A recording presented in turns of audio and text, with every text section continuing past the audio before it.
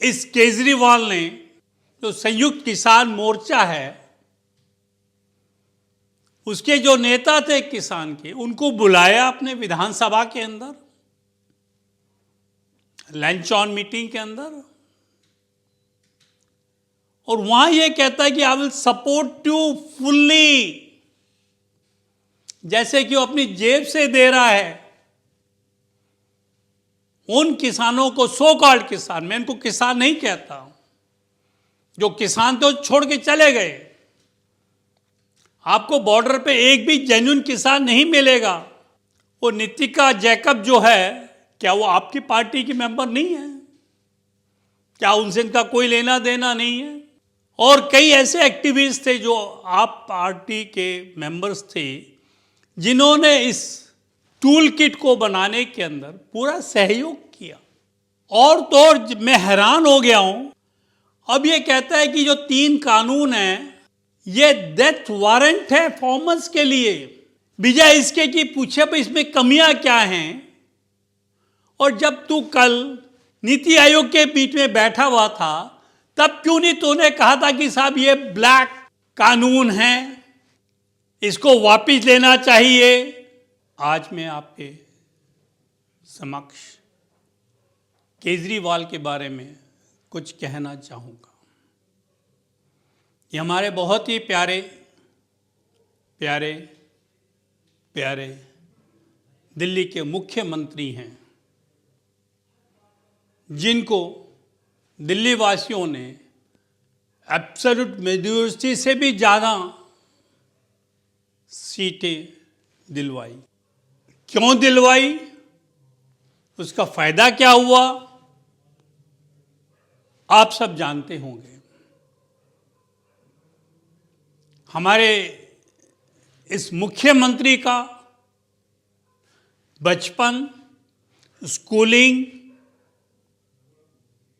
ITI में जब इन्होंने किया, जब IRS में आए, पूरा का पूरा इनका जो चिट्ठा है वो शायद किसी छुपा हुआ नहीं होगा। उसके बाद जिस तरह से इन्होंने अन्ना हजारे को, जिनको ये अपना गुरु मानते थे, दुलत्ती मार के उनके नियमों के खिलाफ कार्य करते हुए और ये कहते हुए कि मैं कोई पॉलिटिकल बेनिफिट नहीं उठाऊंगा उस धरने का, और कोई गवर्नमेंट फैसिलिटी अवेल नहीं करूंगा, उसके बावजूद भी झूठे लॉलीपॉप दे दे के पब्लिक को,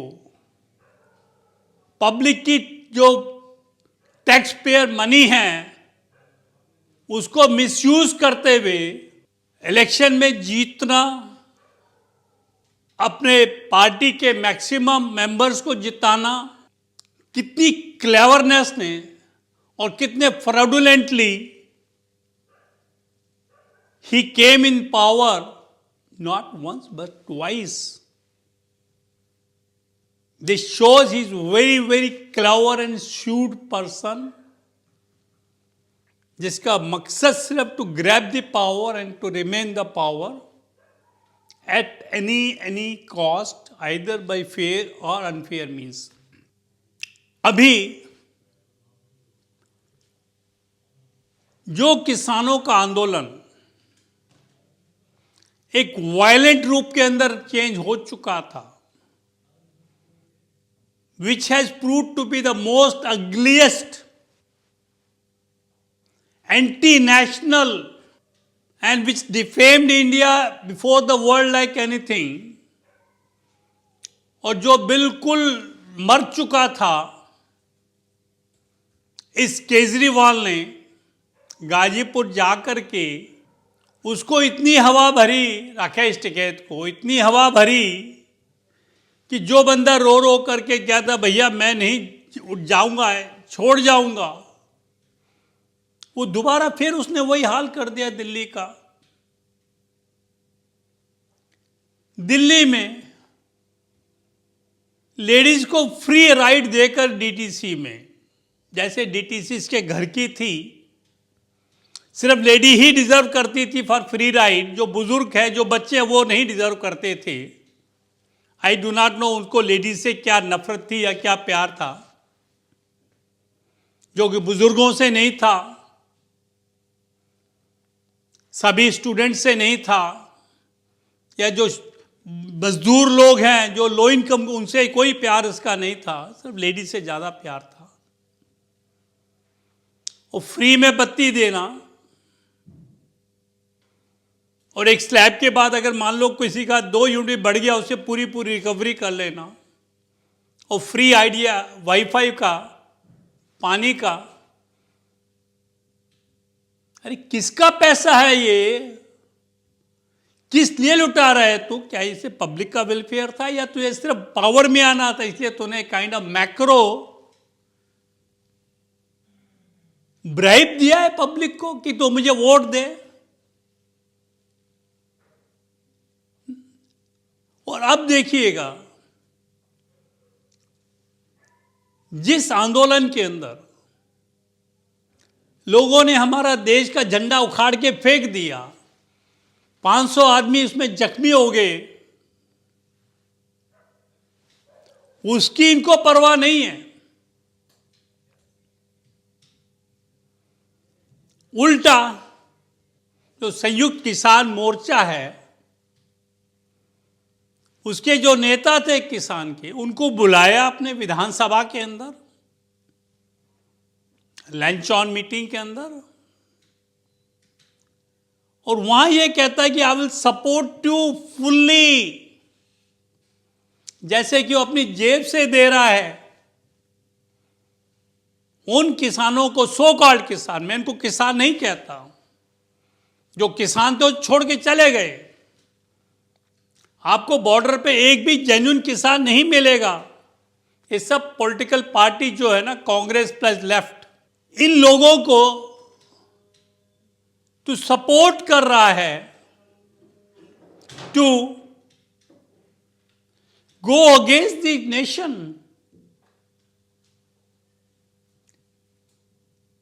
to do anti national activities.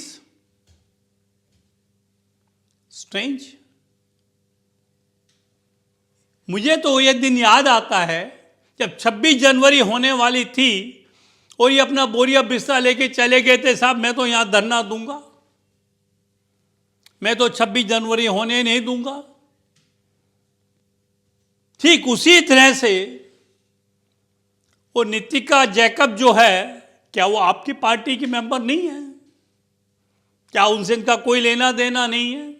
और कई ऐसे एक्टिविस्ट थे जो आप पार्टी के मेंबर्स थे, जिन्होंने इस टूल किट को बनाने के अंदर पूरा सहयोग किया। और तो और मैं हैरान हो गया हूं, अब ये कहता है कि जो 3 कानून हैं ये डेथ वारंट है फार्मर्स के लिए। भाई साहब, ये डेथ वारंट इशू कौन करता है? एक सेशन जज इशू करता है, confirmation by the high court. तो क्या वो सेशन जज हैं?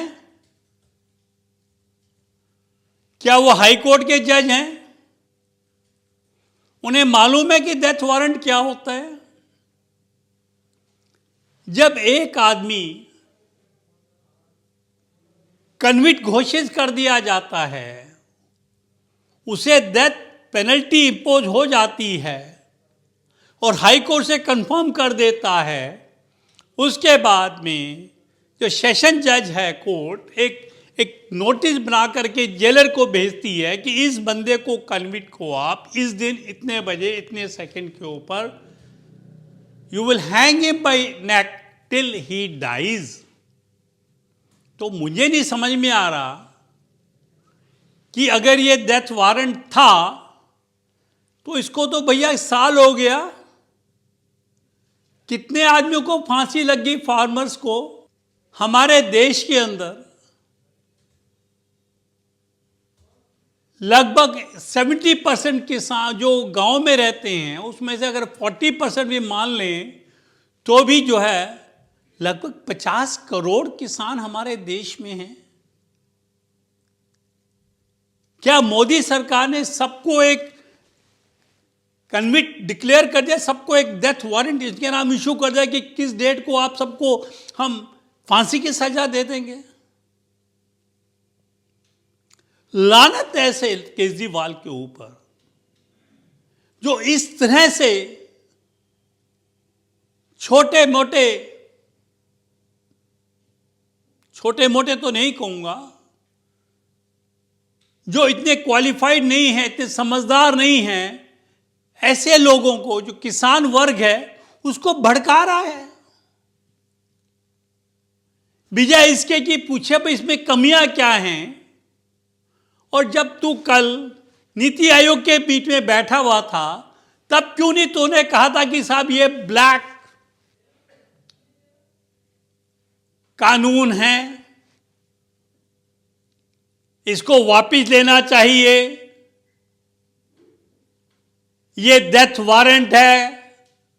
वहां तो तुम चुपचाप बैठे हुए नीति आयोग की मीटिंग में सुन रहे थे, बल्कि बटरिंग कर रहे थे कि साहब अगर मैन्युफैक्चरिंग के ऊपर ध्यान ज्यादा दिया जाए तो शायद देश और आगे बढ़ सकता है। और जैसे ही मीटिंग से बाहर आ गए तो तुमने अपनी पॉलिटिक्स शुरू कर दी। तो मेरा कहने का मतलब ये है, इस देश के अंदर आज के हालात को देखते हुए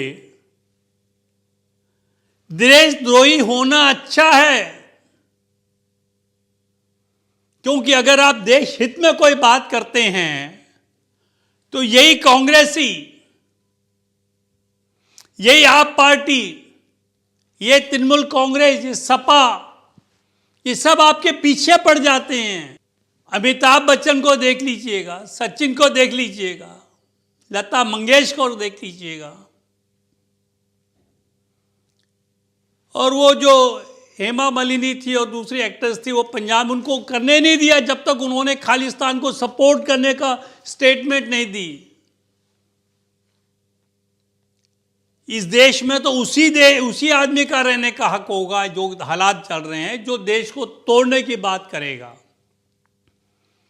ये वही केजरीवाल है जिसने कन्हैया को सपोर्ट किया था और 2 साल तक सैंक्शन नहीं दी थी प्रोसिक्यूशन की।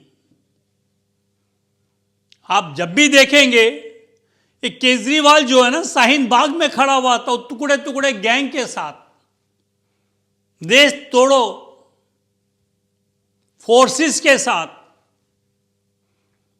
अरे लानत है तुम पे, जिस देश का खाते हो उसी में गुर्राते हो, उसी के साथ उसी थाली में सुराख करते हो। आप बताइए, जब आप फोर्ड फाउंडेशन के पास नौकरी छोड़ के यूएसए में जाया करते थे, कितना फंड वहां से लाए थे, उसका इस्तेमाल कैसे किया आपने, कितना उसमें से जेबों में डाला, और कौन कौन सी एक्टिविटी आपने देश के हित में करी। आपका कैरेक्टर तो जन जाहिर है।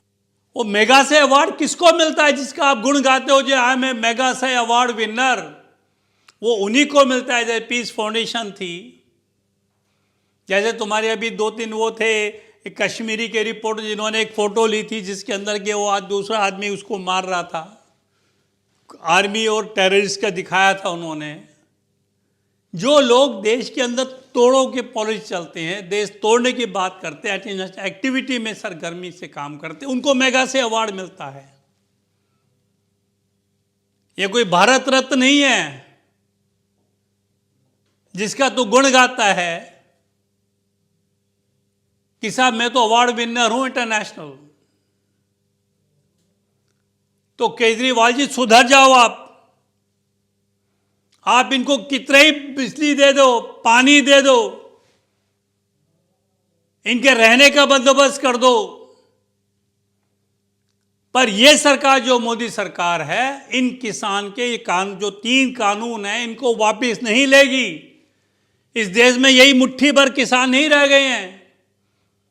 असली किसान तो इस कानून से बहुत खुश है।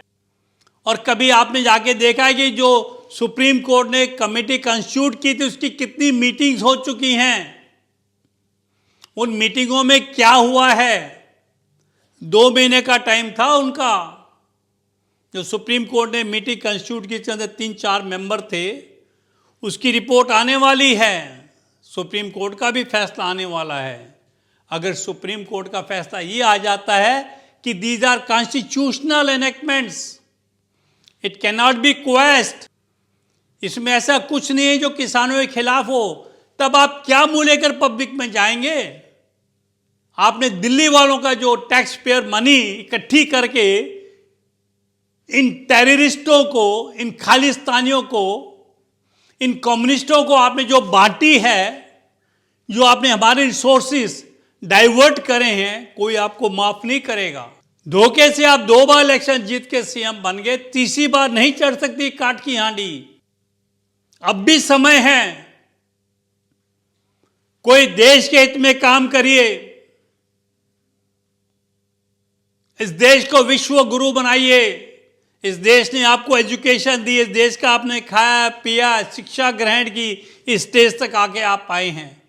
देश के लिए कुछ काम करो, अपनी जेबें भरने के लिए नहीं है, रिश्तेदारों को पैसा दिलवाने के लिए नहीं है। आप ऑलरेडी आपके जो इनलाज थे उनके साथ क्या और आपको मालूम है अच्छी तरह से। थैंक यू वेरी मच, धन्यवाद, जय श्री राम।